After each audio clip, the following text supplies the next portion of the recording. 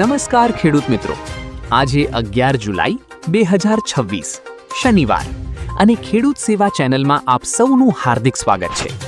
જો તમે અમારા ચેનલ પર નવા હો તો ચેનલને સબસ્ક્રાઇબ કરો અને વિડીયોને અંત સુધી જરૂર જુઓ, કારણ કે આજે વાત કરીશું ગુજરાતના વરસાદની નવી સ્થિતિ, હવામાન વિભાગની તાજી આગાહી અને હવામાન નિષ્ણાત અંબાલાલ પટેલના મહત્વના અનુમાન વિશે। હવે વાત કરીએ આજના સૌથી મોટા હવામાન અપડેટની। રાજ્યમાં છેલ્લા કેટલાક દિવસોથી વરસી રહેલા ભારે વરસાદ બાદ હવે હવામાનમાં રાહત જોવા મળી શકે છે। હવામાન નિષ્ણાત અંબાલાલ પટેલના જણાવ્યા મુજબ આગામી 15 જુલાઈ સુધી રાજ્યના મોટાભાગના વિસ્તારોમાં હળવાથી સામાન્ય વરસાદની શક્યતા છે, જેના કારણે હાલ પૂર જેવી સ્થિતિ સર્જાવાની સંભાવના ઓછી માનવામાં આવી રહી છે।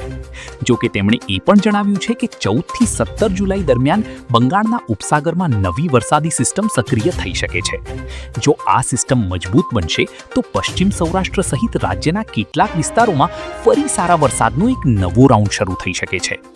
બીજી તરફ છેલ્લા 2 દિવસથી રાજ્યમાં વરસાદી પ્રવૃત્તિમાં નોંધપાત્ર ઘટાડો જોવા મળ્યો છે।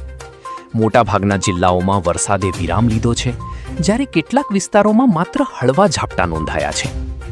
આજે પણ રાજ્યના અનેક વિસ્તારોમાં વાદળછાયું વાતાવરણ જોવા મળ્યું હતું, જેના કારણે છૂટાછવાયા સ્થળોએ હળવા વરસાદની શક્યતા યથાવત રહી હતી।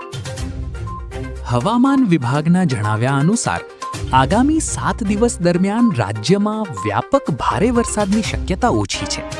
જો કે દક્ષિણ ગુજરાત અને સૌરાષ્ટ્રના કેટલાક વિસ્તારોમાં હળવાથી મધ્યમ વરસાદી ઝાપટા ચાલુ રહી શકે છે।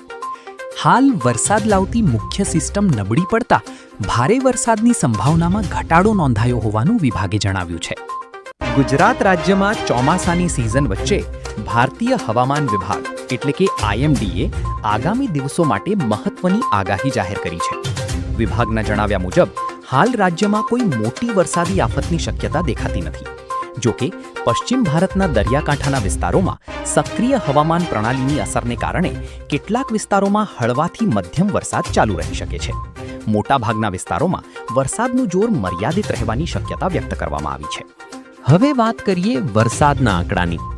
ચાલુ ચોમાસાની સિઝનમાં અત્યાર સુધી રાજ્યમાં સરેરાશ 162.5 મિલીમીટર વરસાદ નોંધાયો છે, જ્યારે આ સમયગાળા દરમિયાન સામાન્ય રીતે અંદાજે 187.2 મિલીમીટર વરસાદ થવો જોઈએ, એટલે કે રાજ્યમાં હાલમાં સામાન્ય કરતાં અંદાજે 13% વરસાદની ઘટ નોંધાઈ છે।